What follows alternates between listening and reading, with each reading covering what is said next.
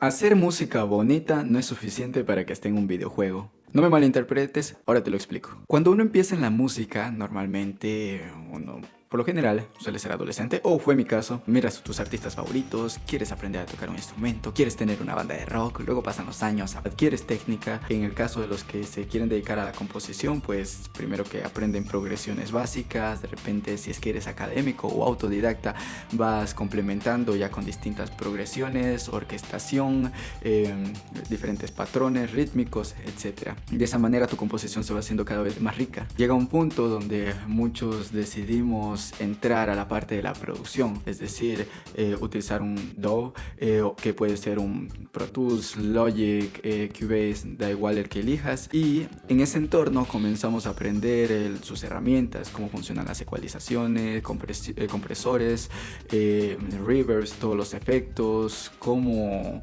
hacer la música dinámica y cómo que todo eso tenga vida y se convierta en un producto, termina siendo un productor musical.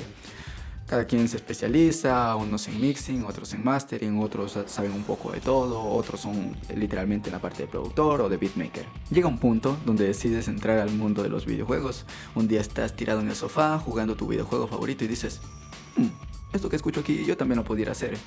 Comienzas a investigar cómo hacer loops para videojuegos y de repente dices, ok, esto también lo puedo hacer. Ahora, aunque has estudiado un montón, eso no es suficiente y es porque faltan algunos pasos. Y para darte un poco de información y ayudarte a orientarte dentro de este pequeño mundo o gran mundo, pues te traigo 3 interrogantes que te tienes que hacer. Antes que nada quiero comentarte que me dicen Cosa Custode. Soy músico, compositor y productor de música para medios. También lo hago para artistas. Y en los últimos años me he estado especializando en música para videojuegos y te traigo un poco de la sabiduría que he ido recolectando en este tiempo. Tal vez te sirva. Es un video que lo intento hacer como cuando yo empecé, para poder aprender estos pasitos que nadie me indicó y que tuve que ir aprendiendo en el camino. Primera incógnita: ¿dónde vivirá la música después de que la compongas? Es decir, tienes tu música completa, ¿dónde se va a alojar? Segunda pregunta: ¿qué camino conduce esa composición hacia esa casa que va a habitar? Es decir, ¿qué hay aquí intermedio? ¿Qué pasitos tienes que seguir? Y tercero, ¿cómo trabajas con el equipo de personas que están dentro del desarrollo de ese juego, que están dentro de esa casa? ¿Cómo te comunicas con ellos y qué herramientas necesitas para poder comunicarte con ellos? Sin más, empecemos. 1. ¿En dónde vive la música? Normalmente la música común y corriente nosotros la componemos de manera horizontal, ¿no? Tenemos un track, lo hacemos, lo exportamos y para el cliente, o para la persona que, o si es para nosotros mismos, o la persona que nos haya contratado. Sin embargo, esto es un archivo suelto, que esa persona o tú mismo lo van a utilizar subiéndolo a una plataforma, que esa vendría a ser la casa en la música convencional, ¿no? Allí se sube a Spotify, a YouTube o donde sea que vaya a aparecer. Sin embargo, en los videojuegos la casa es otra. En videojuegos esto se le llama un Game Engine. En el mundo de los videojuegos tenemos 3 bastante famosas, hay más, y hay inclusive empresas muy grandes que utilizan sus propios Game Engine, pero las más famosas y más conocidas son Unreal Engine, Unity y Godot. Aquí es donde va a vivir todo este mundo, la magia, los diseños, toda la jugabilidad y también tu audio. Ahora, para poder saber lo que la gente está construyendo dentro de esa casa, cómo está diseñando todo dentro de este lugar, necesitaremos una guía, un mapa que nos ayude a saber de qué se trata. Por lo general, al inicio vamos a hablar con el director o con la persona encargada, con el desarrollador, dependiendo de qué tan grande sea el equipo. Y cuando conversas con esa persona, la primera comunicación, pues obviamente es verbal, pero hay muchísimas cosas que quedan sin responder o que por el limitado tiempo que se dispone no te pueden explicar. Entonces lo mejor es poder leer el GDD, Game Design Document. Este es un documento que normalmente crean los desarrolladores o el equipo técnico, donde se encuentran todos los detalles del juego. Los Game Design Documents pueden ser muy grandes, muy extensos, como también muy pequeños. Pueden tener 3-4 páginas, como pueden tener muchísimas más. Como recomendación, aunque te dediques al mundo de la composición y la producción, sí te recomiendo leer un poco de Game Design, porque esto te va a ayudar a entender cómo funciona la mente de quien está desarrollando el juego. Por ejemplo, aquí tengo un libro que te recomiendo que lo puedas leer. Este se llama Level Up, The Guide to Great Video Game Design. Es un libro bastante completo, se puede decir que entre para novatos y gente intermedia. Te recomiendo puedes encontrar el PDF o comprarlo, y de esa manera puedes entender más o menos cómo funciona la mente de un diseñador de videojuegos. Sin embargo, con leer el Game Design Document podrás darte cuenta de qué es lo que está pensando el desarrollador y complementar sus ideas, lo que hablaron verbalmente, con algo más técnico y donde tú puedes regresar a mirar siempre cuando tengas alguna duda. Lo importante de aprender un poco en qué sistema va a trabajar la música, en qué casa, sea Unity, Unreal Engine o Godot, es que tú no estás componiendo música suelta, estás componiendo un sistema de audio. Un sistema de audio que va a ir variando según la situación. Un sistema de audio que va a variar según la energía, según la intensidad del juego, según la emoción. No es estático, cambia. Segundo, ¿cómo entra tu música al juego? ¿Cómo entra a esa casa? Ok, ya sabes que para este hipotético juego la persona está utilizando la casa Unity, por ejemplo. Ahora la pregunta es, ¿cómo llega allí? Y la respuesta es sencilla. Existen softwares que son los intermediarios entre la casa, por ejemplo en este caso Unity, y nuestro DAW. Por ejemplo en mi caso yo utilizo Logic o en ocasiones Machine 2. Esto lo podría explicar después porque utilizo Machine 2 para música en videojuegos. Este software intermediario se le conoce como middleware. En el mercado existen varios, pero los más famosos son Fmod y Wwise. Wwise por lo general es utilizado en juegos AAA, es un motor bastante poderoso, pero al mismo tiempo como es poderoso, es complejo a nivel visual. Si es que eres músico y nunca has estado en el mundo de la programación y entras a verlo la primera vez, es como que, what the...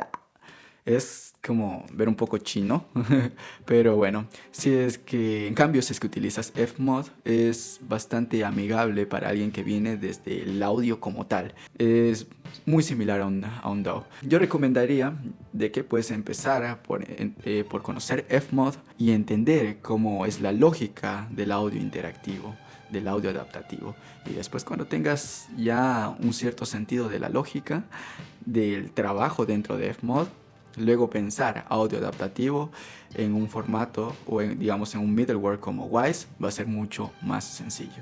En mi caso yo empecé por Wwise, fue una locura. Luego pasé a Fmod y ahora trabajo con los dos dependiendo del momento y del proyecto. Ahora, ¿qué hace un middleware? Aquí es donde decides cuándo la música se activa, cuándo sale, cuándo entra un filtro, cuándo cambia de una armonía hacia otra, cuando cambian los estados de la música. En un momento solo de exploración, cambia un momento de combate. Cómo la música aumenta la tensión mediante la suma de capas. Hay un montón de cosas que puedes hacer directamente en un middleware.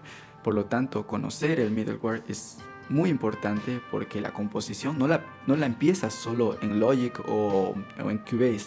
La empiezas desde un todo. Así puedes repartir el trabajo entre tu primer DAW, después el middleware y el trabajo final en lo que sería el Game Engine. Por eso esto es clave. Aquí dejas de ser solo un compositor o solo un productor y te conviertes en un Game Audio Designer. 3. ¿Cómo trabajas con el equipo?